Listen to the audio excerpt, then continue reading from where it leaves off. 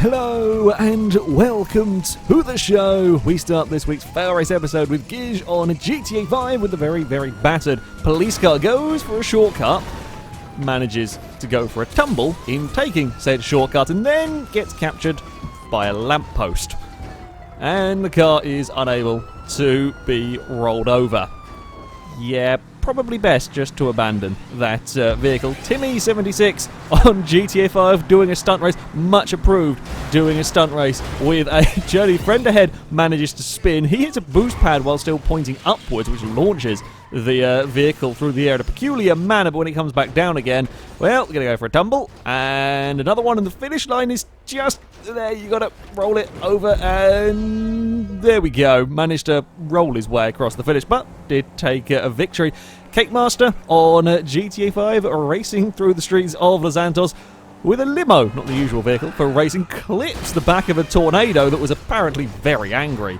That is an impressive launch. That is a hell of a launch with the limo there. Speaking of limos, Paddy Fancy on GTA 3 is trying to run away from some bullying vans. Goes off-road, which the vans have a few more issues with than he does. One goes for a flip, the other one landing on its side. I think a third one might have been involved as well somewhere. One of the vans does recover but manages to catch fire, and as that explodes, that takes out the second van, and yeah, I mean, that's a way to deal with them. That is a way to deal with aggressive vans. Manual Clutch on Just Cause 3 is in a rebel base where he notices an AI car behaving strangely. Very strangely. Indeed, apparently, the rebels have got their own form of Nascar using, well, a hill and some jeeps. For whatever reason. It's got some speed going to it as well. For whatever reason, it's just, you know, enjoying itself over there. I've played a fair bit of Just Cause 3. I can't say I've ever seen them just give up in such a manner. The Witch MD on Armageddon Max Damage. One of the AIs activates the pinball mode. Now, that is never good for vehicles bouncing around as our state car here is getting flung. Unfortunately, it will come down for a landing. That landing is on top of an AI car. That then drives them straight underneath. Squashy thing. You can't do very much when you're being pushed or when you've landed on them and then, yeah, launched out of the arena.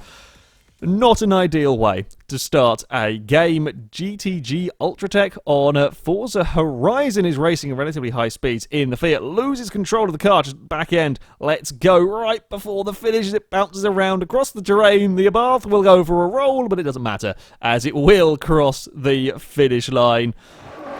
But, you know, it's a very fail-racy way to finish a race. Speed Demon on a Forza Horizon drifting around a car park with a skyline when the car park has had enough of the shenanigans and decides the skyline should go for a couple of rolls.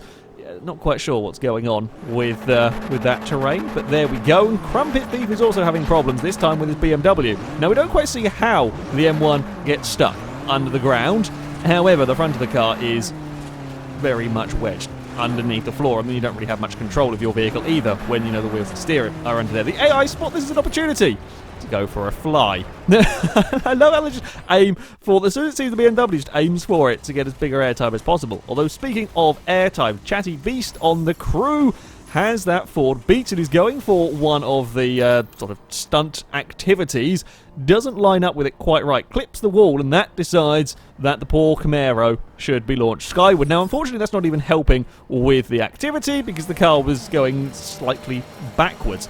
JT on Dirt 3 takes an interesting glide with the Lancia across a bridge. Gets away with it surprisingly well. That one just runs wide through this corner. Clips the railing of the bridge, but it's fine. We'll just sort of grind our way and jump our way across the bridge.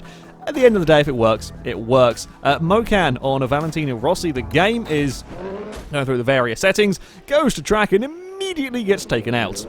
That is not an ideal place to be spawned on the track. Simmail 21 on Assetto Corsa driving at Monza when he notices his car behind has gone for a shortcut and it has not paid off for the Audi. It's got on the wheels, but yeah, that shortcut did not pay off at all. These anti-corner cutting things that cause cars to roll and flip spectacularly, I approve of. They should be in more games.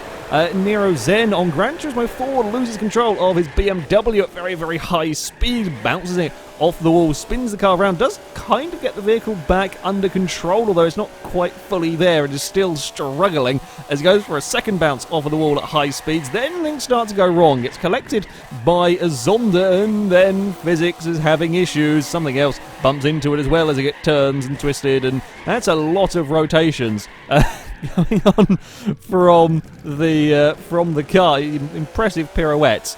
Impressive pirouette indeed throughout all of that one. Onto the Battlefield 1 beta as well. That's an interesting place to have parked a vehicle. The enemy vehicle as well have managed to get themselves stuck on the pillar. The player gets shot, but we come back to it. It is still, wedged on. I would love to know how they got that truck wedged on the pillar in such a perfect manner. I mean, the vehicle is still accessible. You can still get into it. The guns can still be used. It is just exquisitely parked. So, yeah, well done to whoever managed to get that parked up there. And finally, we have an auzcast on NASCAR 2003. There's a big pile-up, and as few cars dive into the pits, well, the 34 ends up straight in the kind of the end of the pit wall, which is never good, and the 19 has got cannoned into the side.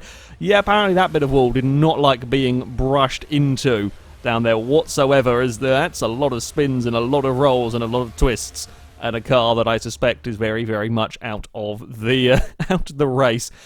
However, that is going to be it for this episode, guys. If you would like to submit clips to this series, then you can via our forums. There'll be a link in the description. Very top of the page is the FailRace clip submission section, and you can find all of the rules and how to submit them in there. But that's going to be it from me. Thank you very much for watching, and until next time, goodbye.